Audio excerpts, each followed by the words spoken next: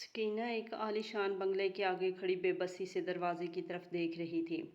वो अपनी उंगलियां बार बार चटखा रही थी। इसे समझ नहीं आ रहा था कि अंदर जाए या वहीं से पलट आए, मगर इसकी गुर्बत इसकी गैरत को मौत देने लगी और भला आखिर इसने डोर बेल पर हाथ रख ही दिया। सख्त तपती धूप में वो बार बार माथे पर आया पसीना साफ कर रही थी। आज इसे अपने भाइयों के सामने हाथ फैलाने जाना था। अपने शोहर के लिए अपनी अना और खुददारी को एक साइड पर रखकर तीसरी बार दरवाज़ा बजाने पर दरवाज़ा एक मुलाजम ने खोला था। वो सरता पैर सकीना को देखने लगा, फिर कहने लगा, माफ़ करो बीबी। वो काफ़ी झंझलाया हुआ लगता था, जैसे अभी सोकर उठा था। वो दरवाज़ा बंद कर दिया और सकीना तो मारे शर्म के पानी पानी हो गई, क्योंकि वो मुलाजम इसे कोई फ़कीर समझ रहा था। सकीना ने अपनी हालत पर काबू पाया और फिर से दरवाज़ा बजाने लगी। तीसरी चौथी बार दरवाजे पर बजाने पर वो मुलाजम फिर से बेजार सी शक्ल बाहर निकाल कर सकीना को देखने लगा और अपनी जेब से मोड़ा तोड़ा 10 रुपये का नोट निकाल दिया और सकीना को थमा दिया। इससे पहले कि सकीना इसे पकड़ती और वो मुलाजम दरवाज़ा बंद कर देता, सकीना ने अपनी चादर से अपने चेहरे से हटाई और वो भौड़ा मुलाजम चंद लम्हे के लिए बिल्कुल साकत हो गया। इसकी तो जैसे बोलती बंद हो गई थी। कहने लगा, सकीना बीबी, आप जहाँ। वो मुलाजम इस कदर हैरान परेशान था कि इसकी ज़ुबान अटकने लगी और फिर एकदम से वो सकीना के सामने अदब से झुक गया, अपने दोनों हाथ सीने पर बांध लिए। कहने लगा, माफ़ कर दो बीबी साहिबा, मैं आपको पहचान नहीं पाया।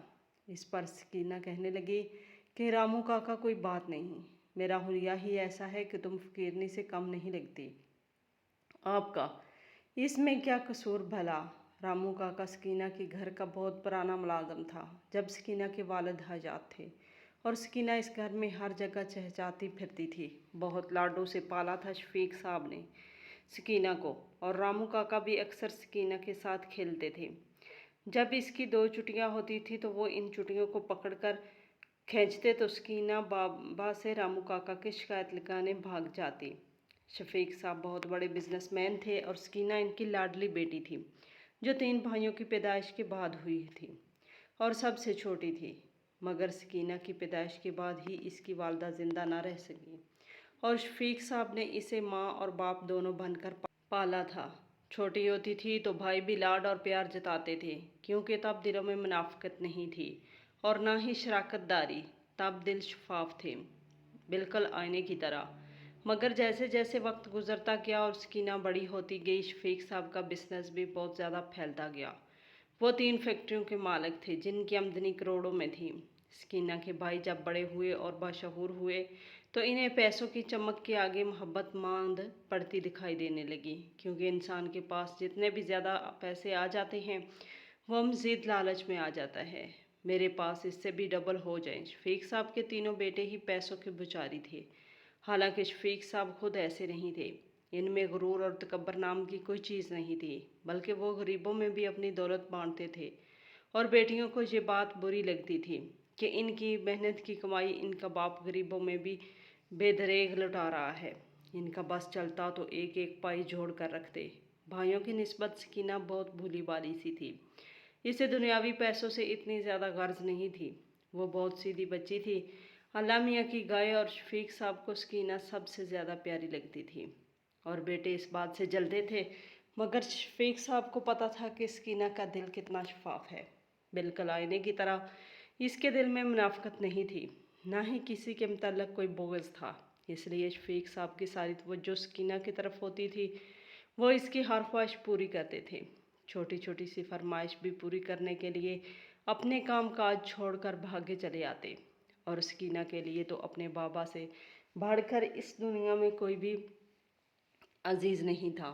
वो इसलिए ऐसा घना साया थे जिसकी छाँव में वो थोड़ी देर के लिए सुकून कर लेती थी। मगर ज़िंदगी बहुत ही ज़्यादा नाकाबिले भरोसा चीज़ है। ये इंसान को छाँव से तबक सहरा में छटकने पर एक लम्हा भी नहीं लगाती। सकीना के साथ भी कुछ ऐसा ही हुआ था, क्योंकि इसका खुशियों भरा आंगन एकदम से सोना होने वाला था। इसकी ज़िंदगी में बहार की बजाय ख़ज़ां हमेशा के लिए पंजे गाड़ने वाली थी, क्योंकि शफीक साहब को जिगर का कैंसर लाहक हो गया था, जो कि आखिरी स्टेज पर था। शफीक साहब को हर वक्त सकीना की ही फिक्र सताती रहती थी। نہ جانے اس بچے کا کیا بنے گا۔ اس کے بھائی تو اسے نوچ کھائیں گے، کیونکہ شفیق صاحب کو اس بات کا اندازہ ہو گیا تھا کہ سکینہ کے بھائی صرف اور صرف پیسے کے پجاری ہیں۔ ان کے نزدیک ان کی بہن کی کوئی اہمیت نہیں تھی۔ وہ ہر وقت پریشانی میں رہتے تھے۔ انہیں اپنی بیماری سے زیادہ سکینہ کے مستقبل کی فکر تھی۔ وہ دن رات اسی غم میں گھلتے رہتے تھے۔ سکینہ کو اس بات کا پتہ نہیں تھا کہ شفیق صاحب کو جگر کا کینسر ہو گیا ہے، اور وہ بھی آخری سٹیج پر ہے، اور ان کا علاج ناممکن ہے، کیونکہ کینسر اب پورے جسم میں پھیل چکا تھا۔ بچنے کا کوئی چانس نہیں تھا۔ شفیق صاحب کے پاس بہت دن تھوڑے رہ گئے تھے، اور جب وہ ظاہری طور پر بھی بہت نڈھال اور بیمار سے رہنے لگے تو سکینہ کو ٹھٹک گئی۔ کہنے لگی، بابا جان، آپ اتنے کمزور ہو گئے ہیں، آپ کی آنکھوں کے گرد سیاہ حلقے پڑ گئے ہیں۔ اور بابا اس کے سر پر ہاتھ رکھ دیتے، کہتے کہ میری بچی، میرا وقت آن پہنچا ہے، نہ جانے میرے بعد تیرا کیا ہوگا، تو ابھی بہت بولی ہے، تجھے تو دنیا داری کی کچھ خبر نہیں ہے، کوئی بھی تیرا فائدہ اٹھا سکتا ہے، مجھے ہر وقت تیری فکر ستائے رکھتی ہے۔ اور وہ بالکل ہکا بکا اپنے باپ کو دیکھ رہی تھی۔ اس نے تو کبھی سوچا بھی نہیں تھا کہ اس سے اس کا باپ بچھڑ جائے گا، کیونکہ ماں کا سایہ تو بچپن میں ہی اس سے جدا ہو گیا تھا، اب باپ کا سایبان بھی چھننے والا تھا۔ وہ دن رات اپنے بابا کے سراہنے لگ کر روتی رہتی۔ کبھی کسی کے آنسو اپنے پیاروں کو واپس نہیں لا سکتے۔ انہیں ایک دن جانا ہی ہوتا ہے۔ ہمیں بالکل اکیلا چھوڑ کر وہ دن قیامت بن کر شروع ہوا تھا، اور اس کی زندگی بکھر کر رہ گئی تھی، کیونکہ شفیق صاحب جس دن مر گئے تھے، سکینہ کے سارے خواب اور ساری خواہشیں بھی ان کے ساتھ قبر میں دفن ہو چکی تھی، اور وہ منو مٹی تلے سو چکی تھی۔ سکینہ ابھی اپنے باپ کے غم سے نہیں نکلی تھی کہ اس کے بھائی اس کے سر پر سوار ہو گئے اور کہا کہ تمہاری شادی کرنی ہے، اور سکینہ ان کو بس دیکھنے لگی جیسے ان کے سر پر سینگ آ گئی ہوں۔ کہنے لگی، کیا مطلب ہے بھائی؟ بابا کو مرے ہوئے ابھی وقت ہی کتنا ہوا ہے، آپ کو میری فکر کیوں ستا رہی ہے؟ کیا میں آپ پر بوجھ ہو گئی ہوں؟ مگر اس کے بھائی جذبات سے آری لہجے میں بولے کہ جلد سے جلد بہن کے سر سے سبکدوش ہونا چاہتے ہیں۔ بابا جان کی بھی یہی نصیحت تھی کہ سکینہ کی شادی جلدی کر دینا، کیونکہ بچیاں اپنے گھروں میں ہی اچھی لگتی ہیں، ماں باپ کا گھر تو ان کے لیے پرایا ہوتا ہے، ایک مہمان خانہ ہوتا ہے، آخر کب تک اس مہمان خانے میں ٹھہرا جا سکتا ہے؟ سکینہ اپنے بھائیوں کی بات سن کر زار اختار رونے لگی۔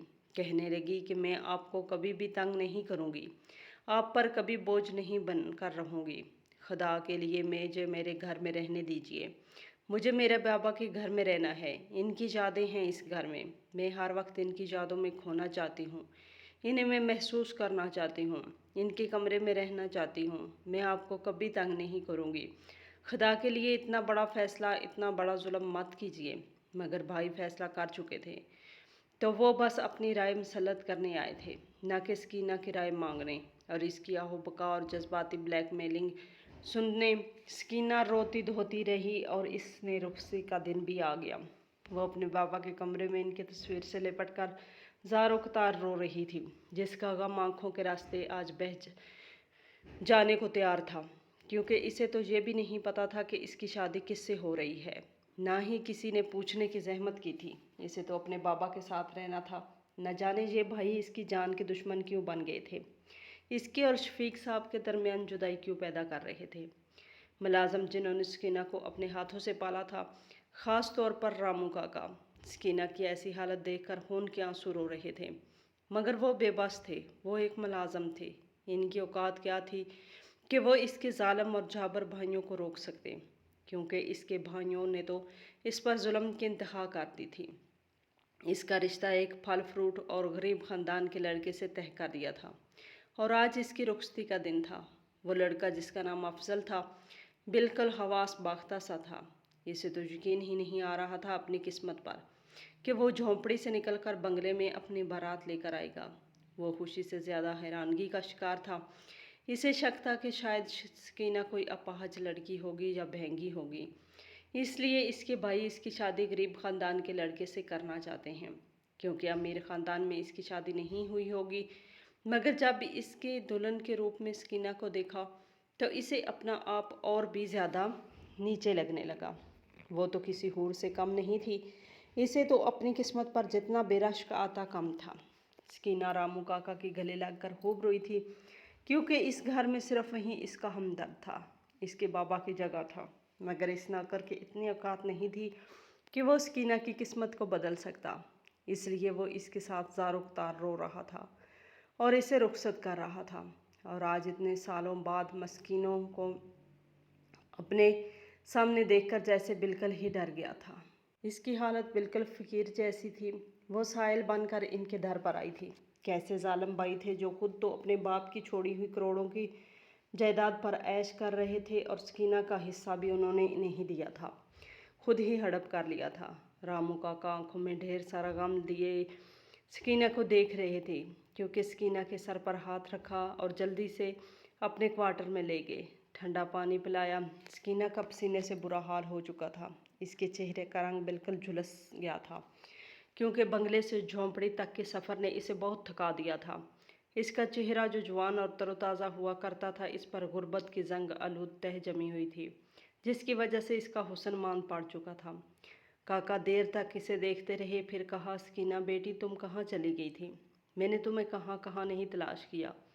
तुम तो ऐसे रुखसत हुई इस घर से कि दोबारा कभी पलट कर देखा ही नहीं।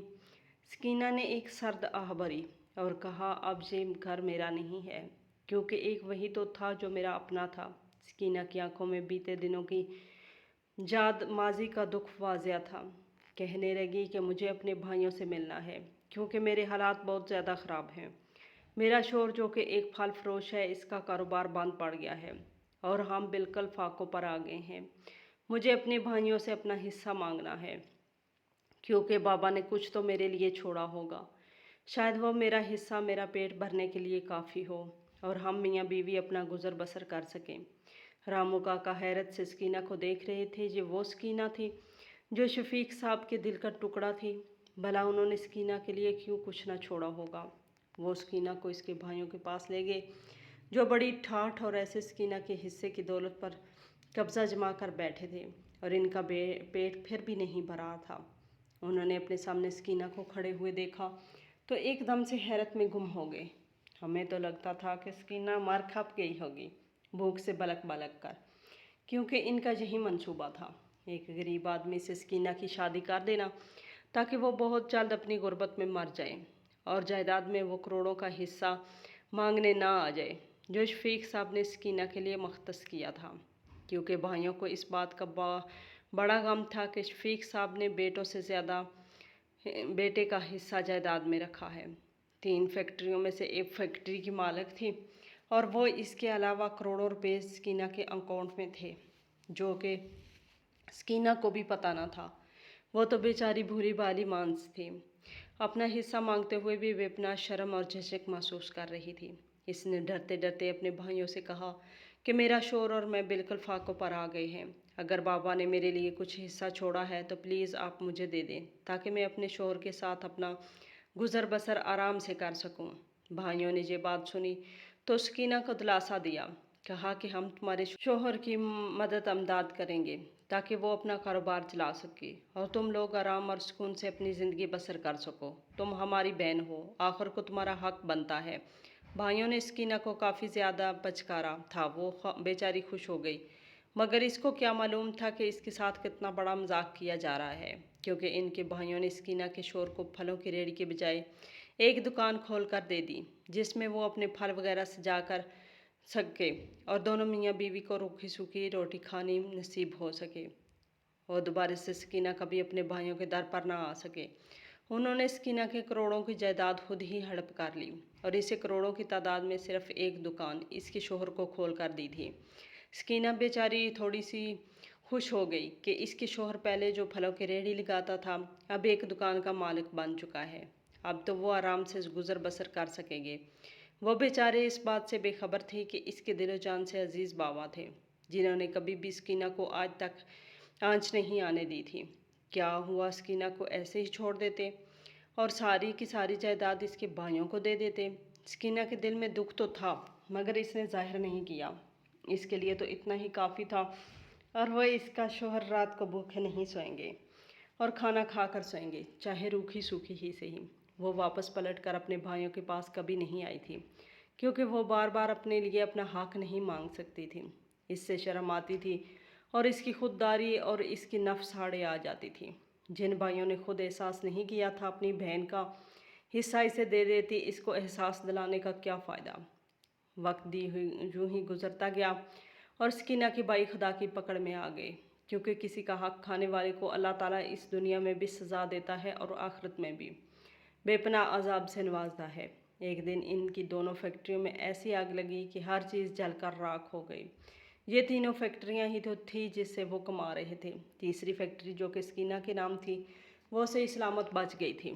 یہ اللہ تعالیٰ کا سب سے بڑا معجزہ تھا اور ایک نصیحت ان مادہ پرست بھائیوں کے لیے تھی، مگر وہ پھر بھی نہیں سمجھے تھے۔ انہوں نے سکینہ کے نام کی فیکٹری اور اس کے نام کے شیئرز بیچنے کی کوشش کی، اور جب وکیل سے ان کی بات ہوئی تو ان کے پیروں تلے سے زمین نکل گئی، کیونکہ وکیل صاحب جو کہ شفیق صاحب کے دوست بھی تھے، ان کے بہت ہی بھروسے والے وکیل تھے۔ شفیق صاحب کے مرنے سے پہلے ان کو ایک وصیت کی تھی جس کے مطابق سکینہ کے شیئرز اور فیکٹری اس کے بھائیوں کے بیچنے کی بالکل بھی اجازت نہیں ہے، اور اگر کسی نے بھی اس پر قبضہ کرنے کی کوشش کی تو اسے جیل کی سزا ہوگی، اور جتنا عرصہ بھی وہ سکینہ کے علاوہ کسی اور کے قبضے میں رہے گی، اس سب کا پرافٹ سکینہ کو دیا جائے گا اور فیکٹری بھی دی جائے گی۔ سکینہ کے بھائی یہ وصیت سن رہے تھے اور ان کے ماتھے پر پسینے کی بوندیں آ رہی تھیں، کیونکہ انہوں نے تو آج تک کسی بھی وصیت کیوں سننے کی کوشش ہی نہیں کی تھی کہ ان کے والد صاحب کیا کہہ کر گئے تھے۔ انہوں نے تو بس اپنی من مانی کی تھی اور اپنی سرکشی میں اس حد تک آگے بڑھ گئے تھے کہ خدا کی پکڑ میں آ گئے تھے اور پھر بھی نہیں سدھرے تھے، اور سکینہ کے حصے کی جائیداد بیچنے کی کوشش کر رہے تھے۔ مگر وکیل کی بات سن کر وہ ایک دم سے سختی میں آ گئے، کیونکہ سکینہ کی جائیداد ہی اب باقی رہ گئی تھی، ورنہ دونوں فیکٹریوں کو تو آگ لگ گئی تھی۔ اگر وہ بھی سکینہ کے حوالے کر دیتے تو خود سڑک پر آ جاتے، اور جیسا کہ وکیل صاحب کہہ رہے تھے کہ جتنا عرصہ بھی اس فیکٹری پر قبضہ ہوا ہے اور جتنا بھی اس کا پرافٹ ملا ہے وہ بھی سارے کا سارا سکینہ کو یعنی فیکٹری کی مالکن کو دیا جائے، کیونکہ یہ پرافٹ نہ دینے کی صورت میں مجرموں کو غبن کے کیس میں سزا دی جائے گی۔ تینوں بھائی سر پکڑ کر بیٹھ چکے تھے، کیونکہ انہیں اپنا مستقبل بالکل تاریک نظر آ رہا تھا۔ انہوں نے آج تک جتنی بھی عیاشیاں کی تھی وہ سب اب ختم ہو گئی تھی، اور اب سڑک پر آ گئے تھے اور جیل جانے والے تھے، کیونکہ ان کے پاس تو اتنے پیسے بھی نہیں تھے کہ وہ پرافٹ سکینہ کے حوالے کر دیتے، جو کہ کروڑوں میں تھا۔ ادھر سکینہ اپنی جھونپڑی میں اپنے شوہر کے ساتھ روکھی سوکھی کھا کر سکون کی نیند سو رہی تھی، اور ادھر اس کے بھائی بنگلے میں رہتے ہوئے بھی بے سکون تھے اور سکون سے محروم تھے، کیونکہ انہیں راتوں کو نیند نہیں آتی تھی۔ کسی یتیم کا حق اتنے سال کھانے کے بعد سکون کی نیند بھلا کیسے آ سکتی تھی؟ انہیں خود سے زیادہ فکر تو اپنے بچوں کی تھی، یہ ان کے ساتھ ہی سڑک پر آ جاتے، کیونکہ اب وہ چھوٹے چھوٹے بچوں کے باپ تھے اور وہ بچوں سے چھت نہیں چھیننا چاہتے تھے، اس لیے اگلے ہی دن سکینہ کو تلاش کرنے لگے۔ انہیں تو یہ بھی نہیں پتا تھا کہ سکینہ رہتی کہاں ہے اور کس حال میں ہے۔ اس سکینہ کے لالے پڑ گئے تھے، انہوں نے کسی جھونپڑی کے اندر ڈھونڈ لیا، جہاں پر 2 منٹ کے لیے کھڑا ہونا بھی محال تھا۔ سکینہ کو تو جگہ نہیں مل رہی تھی کہ اپنے سیٹھ بھائیوں کو کہاں پر بٹھائے، اس لیے شرمندہ سی تھی۔ ٹوٹی ہوئی کرسی کے علاوہ گھر میں کچھ نہیں تھا، مگر وہ سارے بھائی سکینہ کے پیروں میں گر گئے اور زاروں قطار رونے لگے۔ سکینہ تو اچانک حیران اور پریشان سی کھڑی ان کو دیکھنے لگی۔ اسے یقین نہیں آ رہا تھا کہ اتنے میں رامو کاکا بھی جھونپڑی میں آ گئے۔ سکینہ نے ان سے پوچھا تو رامو کاکا مسکرانے لگے، کہنے لگے کہ آج تمہاری بھائیوں کی عقل ٹھکانے آ گئی ہے، کیونکہ خدا کی لاٹھی بے آواز ہے، ان کی سرکشی اب انجام کو پہنچ چکی ہے اور اب تم جھونپڑی میں مزید نہیں رہو گی۔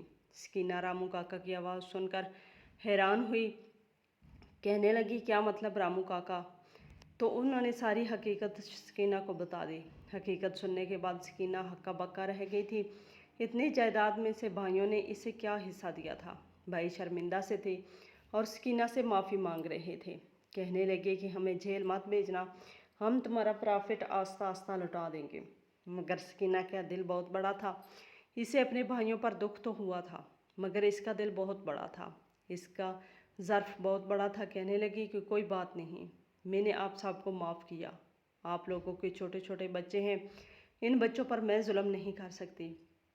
آپ کی سزا جزا کا فیصلہ سنانے والی ہی اللہ کی ذات ہے، اور اس کی لاٹھی بے آواز ہے، وہ چاہے تو فرش سے عرش پر بٹھا دے تو ایک دم سے عرش سے زمین پر چٹک دے، آج سکینہ بالکل آسودہ حالوں میں تھی، اپنے شوہر اور بچوں کے ساتھ اسی بنگلے میں زندگی گزار رہی تھی اور اس کے بھائی بھی اسی بنگلے میں رہتے تھے اور سکینہ کے رحم و کرم پر پڑ رہے تھے، کیونکہ اپنا حصہ تو انہوں نے گنوا دیا تھا اور سکینہ کے حصوں پر اب پڑ رہے تھے۔ سکینہ نے اپنے بھائیوں کو اپنے ساتھ ہی رکھا تھا، مگر اب سب کچھ سکینہ نے اپنے ہاتھ میں تھا، کیونکہ اسے اس کے صبر کا پھل مل چکا تھا۔